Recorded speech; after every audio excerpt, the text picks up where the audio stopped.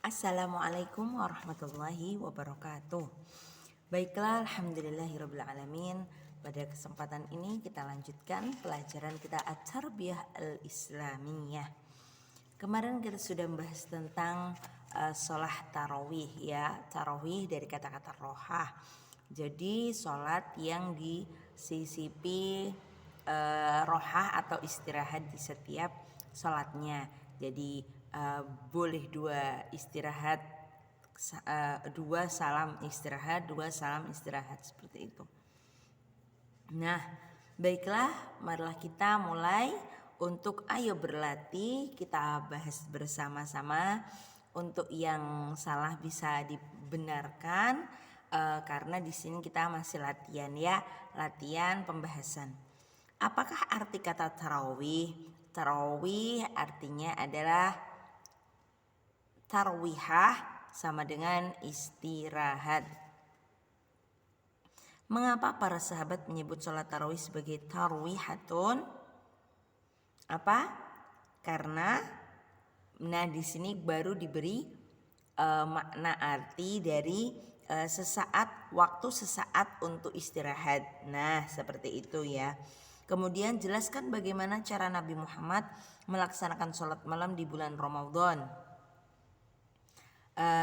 Untuk yang bisa dijawab cara, kalau jelaskan berarti penjelasan ya, penjelasan cara Nabi Muhammad melaksanakan sholat malam di bulan Ramadan.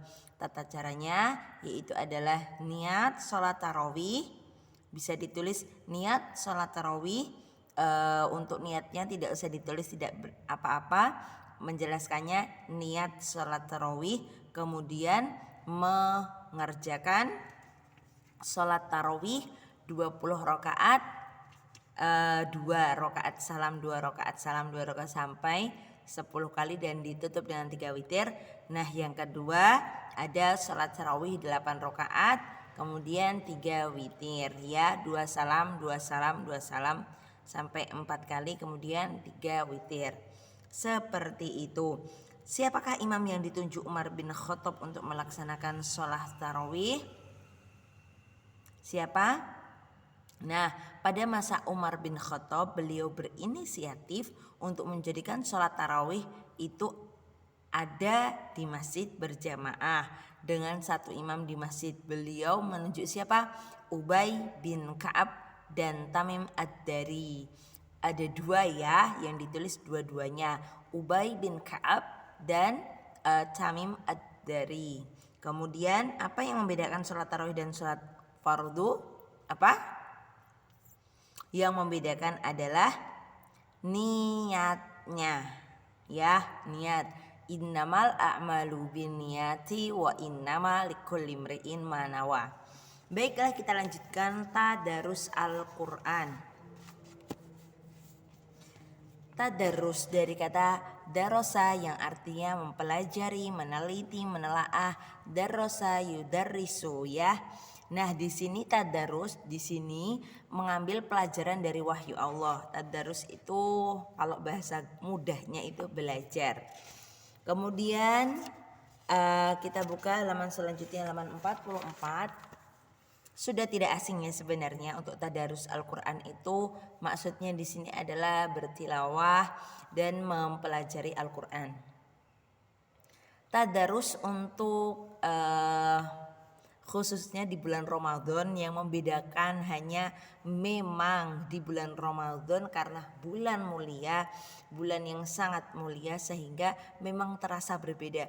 Tapi sebenarnya harusnya kita menempatkan bulan Ramadan itu sebagai latihan kita untuk nantinya setelah Ramadan memperbaiki diri kita. Usikum wa iyaya nafsi.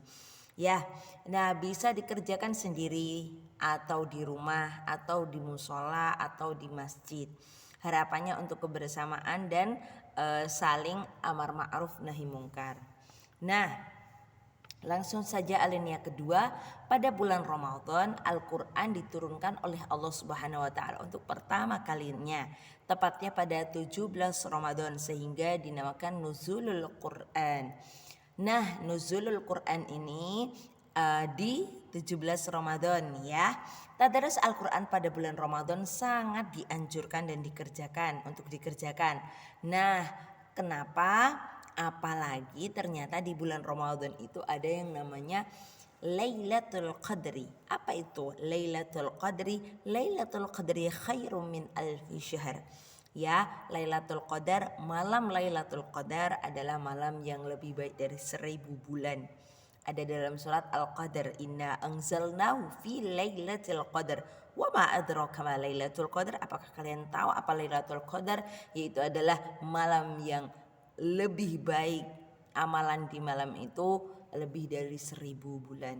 Ya, baiklah. Kemudian silahkan dibuka alinea ketiga. Alinea ketiga bawahnya.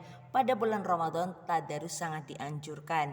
Dalam firman Allah Al-Baqarah ayat 185 garis bawahi Al-Baqarah 185, Syahrul Ramadhan alladzi unzila fihil Qur'an.